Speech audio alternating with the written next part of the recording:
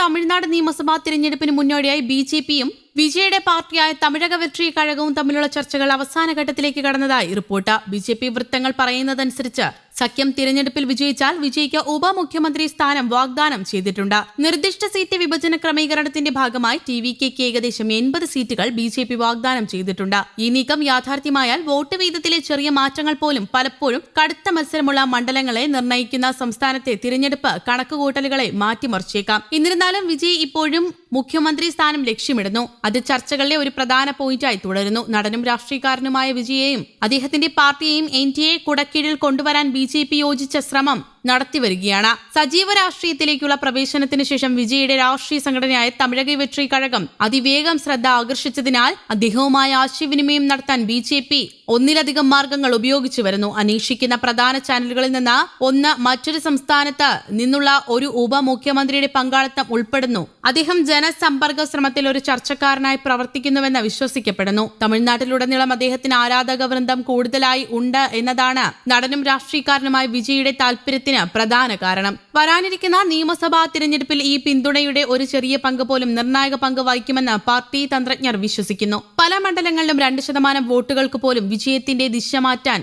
കഴിയുമെന്ന് ബിജെപി നേതാക്കൾ കരുതുന്നതായി റിപ്പോർട്ടുകളുണ്ട്. തമിഴ്നാടിന്റെ തിരഞ്ഞെടുപ്പ് ചരിത്രം പലപ്പോഴും വിജയത്തിന്റെ നേരിയ ഭൂരിപക്ഷത്തിന് സാക്ഷ്യം വഹിച്ചിട്ടുണ്ട്. ഇത് നാമമാത്ര വോട്ടുമാറ്റങ്ങൾ പോലും രാഷ്ട്രീയമായി പ്രാധാന്യമർഹിക്കുന്നു. അതേസമയം എൻഡിഎയുമായി സഖ്യമുണ്ടാക്കാനുള്ള സാധ്യത വിജയുടെ അടുത്ത ഉപദേഷ്ടാക്കളിൽ ചിലർക്കിടയിൽ അസ്വസ്ഥത സൃഷ്ടിക്കുന്നുണ്ടെന്ന റിപ്പോർട്ടുമുണ്ട്. അത്തരമൊരു നീക്കം അദ്ദേഹം പുതുതായി ആരംഭിച്ച രാഷ്ട്രീയ വേദിയുടെ വിശ്വാസ്യതയെ എങ്ങനെ ബാധിക്കുമെന്ന് അദ്ദേഹത്തിന്റെ അടുത്ത വൃത്തങ്ങളിലെ ചില അംഗങ്ങൾക്ക് ആശങ്കയുണ്ടെന്ന് വൃത്തങ്ങൾ പറഞ്ഞു. തമിഴ്നാട്ടിലെ രാഷ്ട്രീയ രംഗത്ത് ഒരു പുതിയ ബദലായി തന്റെ പാർട്ടി അവതരിപ്പിച്ചും സ്വതന്ത്ര പ്രതിച്ഛായ ഉയർത്തിക്കാട്ടിയുമാണ് വിജയ് രാഷ്ട്രീയത്തിലേക്ക് പ്രവേശിച്ചതെന്നതാണ് ആശങ്കയ്ക്ക് കാരണം. ഒരു സ്ഥാപിത ദേശീയ സഖ്യത്തിൽ വളരെ നേരത്തെ ചേരുന്നത് ആ വിവരണത്തെ ദുർബലപ്പെടുത്തുമെന്ന ഉപദേശകർ ഭയപ്പെടുന്നു. അതേസമയം വിജയ് ബിജെപിയുമായി കൈകോർക്കുമെന്ന തരത്തിലുള്ള ചർച്ചകൾ സോഷ്യൽ മീഡിയയിലും രാഷ്ട്രീയ വൃത്തങ്ങളിലും സജീവമായിരുന്നു. എന്നാൽ ഇത്തരം അഭ്യൂഹങ്ങൾക്ക് പൂർണ്ണ വിരാമമിട്ടുകൊണ്ടാണ് ടിവിക്ക് ഒരു പ്രമേയം നേരത്തെ പാസാക്കിയത്. ബിജെപിയുടെ രാഷ്ട്രീയ പ്രത്യയശാസ്ത്രങ്ങൾ തമിഴ്നാടിന്റെ സാംസ്കാരികവും രാഷ്ട്രീയമായ പശ്ചാത്തലത്തിന് വിരുദ്ധമെന്നാണ്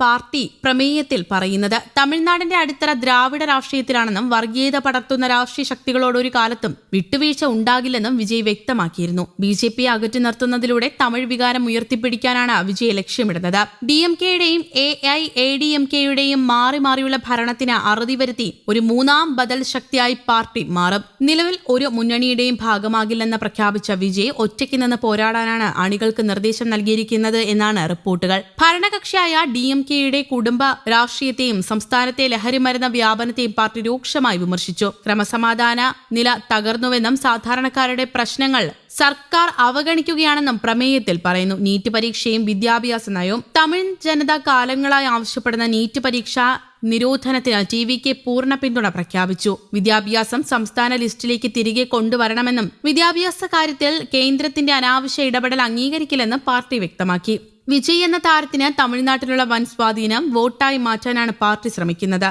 പ്രത്യേകിച്ച് യുവാക്കളും ആദ്യമായി വോട്ട് ചെയ്യുന്നവരും വിജയുടെ നിലപാടുകളിൽ ആകൃഷ്ടരാണ്. News desk Kerala Kaumudi.